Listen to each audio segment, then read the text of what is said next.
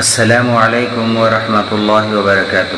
گزشتہ ویڈیو میں ہم نے آپ تمام حضرات کے سامنے حضرت خدیجہ الکبریٰ رضی اللہ تعالی عنہ کا مبارک ذکر کیا تھا۔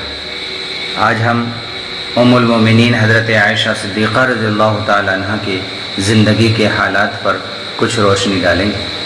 ام المومنین حضرت عائشہ صدیقہ رضی اللہ تعالی عنہ بنت ابو بکر صدیق رضی اللہ عنہ علم و فضل، خیر و برکت، اخلاق و کردار، جرات و ہمت اور حوصلہ مندی میں بے مثال تھی۔ حق بات کسی کی پرواہ کیے بغیر بے خوف ہو کر کہہ دیا کرتی تھی۔ ان کی پیدائش نبوت کے چوتھے سال مکہ مکرمہ میں ہوئی۔ بچپن ہی سے بے حد ذہین اور عقل مند تھی۔ گھر میں خادمہ ہونے کے باوجود اپنا کام خود کیا کرتی تھی۔ غریبوں کی مدد کرنا، یتیموں کی پرورش، مہمان نوازی، راہ خدا میں بڑی دریا دلی سے خرچ کیا کرتی تھی۔ ایک مرتبہ امیر معاویہ رضی اللہ تعالیٰ نے ان کی خدمت میں بطور ہدیہ 1,00,000 درہم بھیجے تو شام ہونے تک سب غریبوں میں تقسیم کر دی۔ ان کے ساتھ ہی اللہ کی عبادت، حضور اکرم صلی اللہ علیہ وسلم کی سنت کی پیروی، شریعت کے ایک ایک حکم پر بڑے اہتمام سے عمل کیا کرتی تھی۔ نماز تہجد، چاشت کی بہت پابند تھی اور اکثر روزے رکھا کرتی تھی۔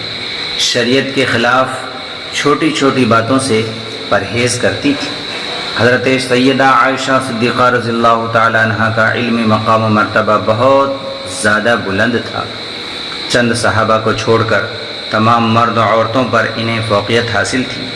وہ بیک وقت قرآن کریم کی حافظہ، تفسیر و حدیث کی ماہر اور مشکل مسائل کو حل کرنے میں بے مثال ذہانت کی مالک تھی۔ بڑے بڑے صحابہ ان سے شریعت کے احکام و مسائل معلوم کرتے تھے۔ حضرت ابو موسیٰ اشعری رضی اللہ عنہ کا بیان ہے کہ جب بھی ہم لوگوں کے سامنے کوئی مشکل مسئلہ پیش آتا تو اس کا حل حضرت عائشہ صدیقہ رضی اللہ تعالی عنہ سے معلوم کرتے اور وہ فوراً اس کا حل بتا دیا کرتی تھی۔ امام ظاہری فرماتے ہیں اگر تمام مردوں اور امہات المومنین کا علم جمع کیا جائے تو حضرت عائشہ صدیقہ رضی اللہ تعالی عنہ کا علم ان سب سے زیادہ وسیع ہوگا۔ کہا جاتا ہے دین کا چوتھائی حصہ انہی سے متعلق۔ انہوں نے دین اسلام، شریعت کے احکام کو پھیلانا، حضور اکرم صلی اللہ علیہ وسلم کی تعلیمات کو عام کرنا اپنی زندگی کا مقصد بنا لیا تھا۔ ان سے 2210 احادیث مروی ہیں۔ بلا شبہ پوری امت پر ان کے بے پناہ احسانات ہیں، اسی وجہ سے انہیں محسنہ امت کہا جاتا ہے۔ 58 ہجری میں مدینہ میں انتقال فرمائی اور رات کے وقت جنت البقیع میں دفن ہوئی۔